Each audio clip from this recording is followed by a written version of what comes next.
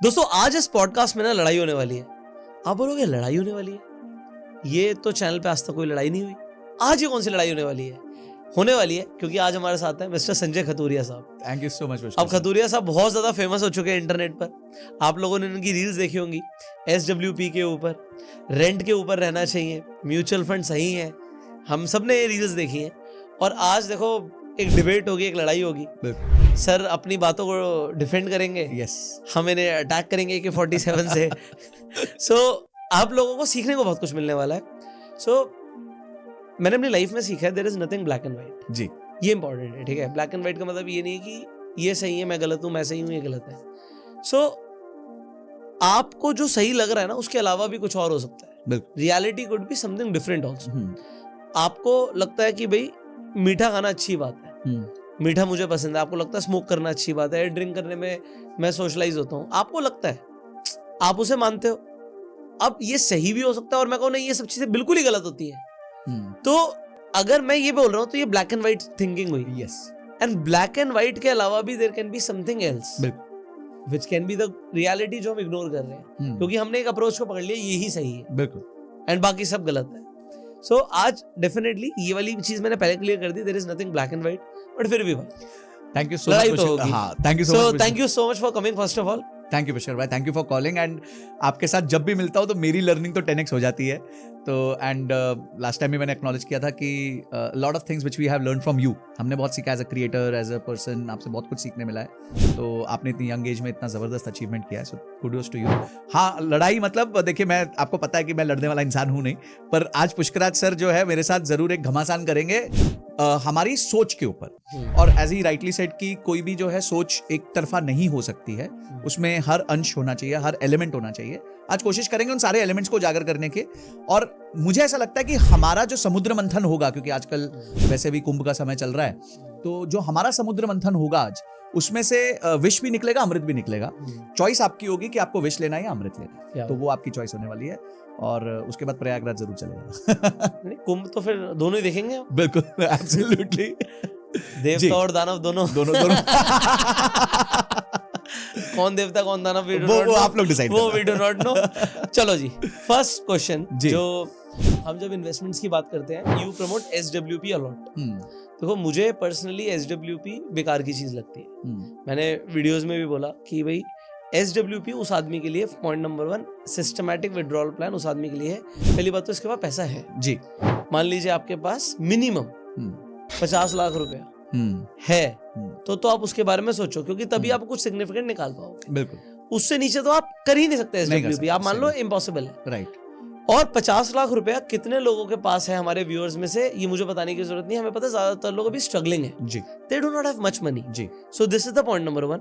Point number 2, SWP में जो मैं अपनी ही इन्वेस्टमेंट है, अगर मार्केट ने रिटर्न नहीं दिया, मार्केट गिर गई, जैसे अभी मार्केट डाउन ट्रेंड में चल रही है, तो इंसान क्या करेगा, अपनी ही पूंजी में से, मार्केट भी गिर रही है, मार्केट नेगेटिव रिटर्न्स दे रही है, और अपनी ही पूंजी में से पैसा निकालता चला है, अपना कैपिटल इरोड कर रहा है। तो जब ये वाली बात हमें पता है, तो SWP हमने इतना ज्यादा फेमस कर दिया है, लोगों को लग रहा है भाई SIP वैसाइपी सब छोड़ो, हाँ, सिर्फ SWP करते हैं, बिल्कुल, बाकी सब बेकार है। अब उन्हें ये भी नहीं पता करते कैसे हैं, राइट।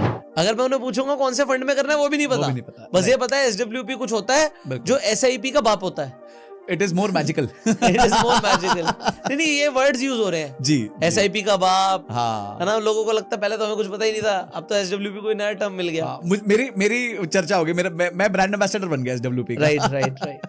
देखिए, मैं SWP पे आता हूँ क्योंकि मैंने SWP का ना एक लाइव केस स्टडी देखी है। मेरे एक अंकल है, एंड मेरे बैचमेट थे, उनके father, and he retired in 2014।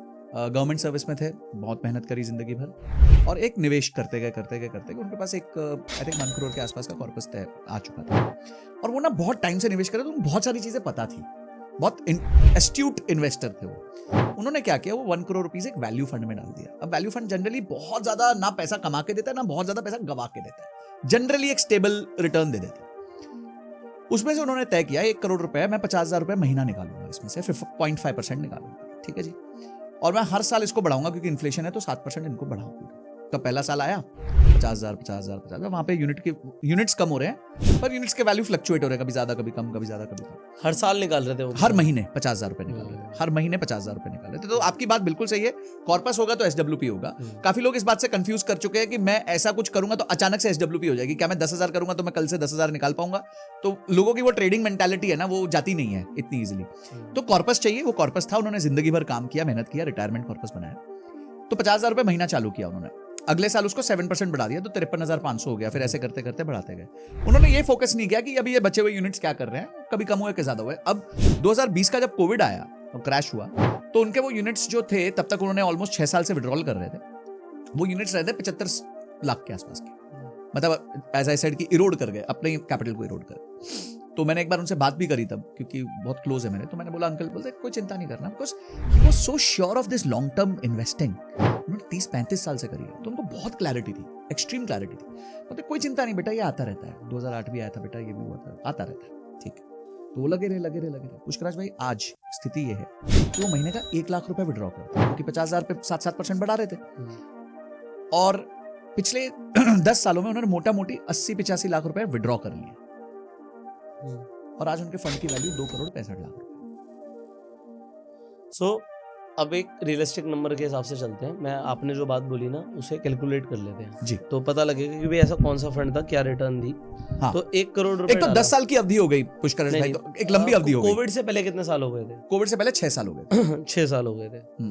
तो मार्केट ने कोविड से पहले लगभग कितने % की रिटर्न दी होगी? फ्लैटिश थी। 2014 के बाद आपको पता है ऊपर हुआ, फिर फ्लैट सी रही, बहुत ज्यादा अच्छे रिटर्न्स नहीं थे, क्योंकि मेरे भी बहुत सारे फंड्स ने अच्छे रिटर्न नहीं दिए थे उस टाइम। ठीक है, तो साल का वो 6 लाख रुपए निकाल रहे थे, 6 लाख रुपए निकाल रहे थे, और 6 साल से निकाल रहे थे, 6 साल से निकाल रहे थे। तो नहीं 6 लाख, फिर बढ़ाया थोड़ा सा आगे, 6.5 लाख कर दिया। तो फिर मैं अगर फ्लैट भी रखूं तो 36 लाख हो गया, और अगर आप बढ़ा के कह रहे हो तो 40 लाख के आसपास। हाँ 40 लाख के आसपास तब तक विड्रॉ कर चुके थे, सही कह रहे हो। 40 लाख रुपए निकाल लिया तो 1 करोड़ के 60 लाख रह गए।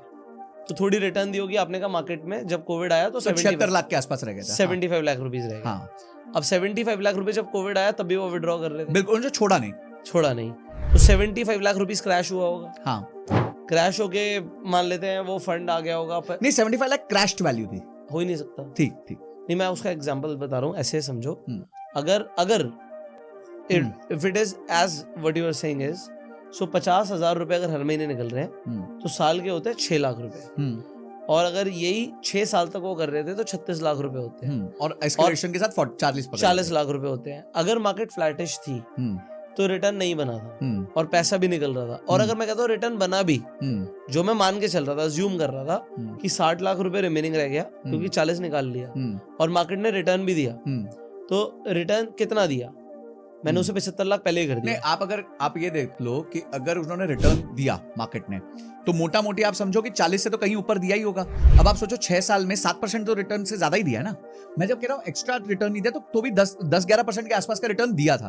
तो जो बचा हुआ 5% तो वो कंपाउंड हुए जा रहा था ना, क्योंकि वो आप विड्रॉ नहीं कर रहे थे, आपका withdrawal rate was lesser than the compounding rate. चलो अभी इसे भी मान लेते हैं। अब इसमें एक लॉजिक जो लोगों को समझाने वाली बात है वो बता देते हैं। अगर हम रूल ऑफ 72 के हिसाब से चलते हैं जी, 12% के हिसाब से, तो 6 साल में पैसा डबल होता है। मैं कहता हूँ थोड़ा और बढ़िया हो गया, थोड़ी ज्यादा रिटर्न आ गई मार्केट की, तो वो 5 साल में डबल हो गया। तो 1 का 2 हो गया 5 साल में, और 2 का 4 हो गया 10 साल में। 10 साल में। तो ये अभी हो गया नॉर्मल कैलकुलेशन। ठीक है, अब अगर इसमें से पैसे निकालते हुए भी चले गए तो ठीक है आपकी बात, कि अब 2 करोड़ रुपए उनके पास अभी भी 2% अभी भी है, 2% अभी भी है। सो पॉइंट इज दिस, ये चीज लोगों को समझनी बहुत जरूरी है। बस हाँ, ठीक है, कि एक तो अब इसमें हुआ क्या, इसमें इनके लिए प्लस क्या था?